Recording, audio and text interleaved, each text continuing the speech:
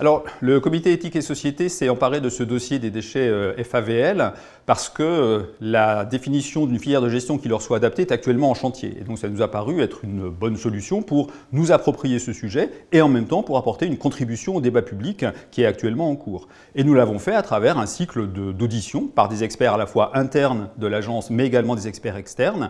Et nous avons également organisé, avec l'aide d'une philosophe éthicienne, un ensemble de réflexions, de débats éthiques sur ce sujet qui ont abouti donc à la rédaction de cet avis.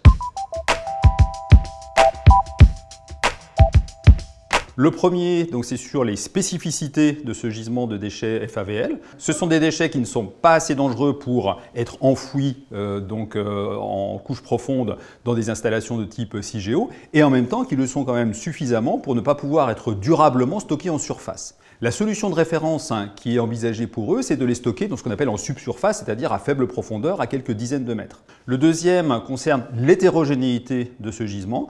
Le troisième concerne la manière dont on peut garantir la sûreté à long terme pour nos lointains descendants. Et le quatrième est un appel à un élargissement de la perspective, dans une perspective donc générale de maintien de l'habitabilité d'un territoire pour l'ensemble de ses occupants, humains et non humains.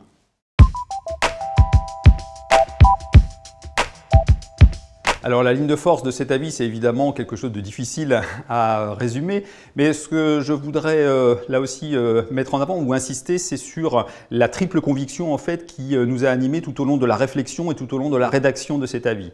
La première conviction, c'est bien sûr, il faut mobiliser les meilleures connaissances pour pouvoir donc garantir à très long terme la sûreté pour nos lointains descendants. Mais en même temps, il faut faire preuve d'humilité face à notre prétention à maîtriser le futur, surtout sur des échelles de temps aussi longues.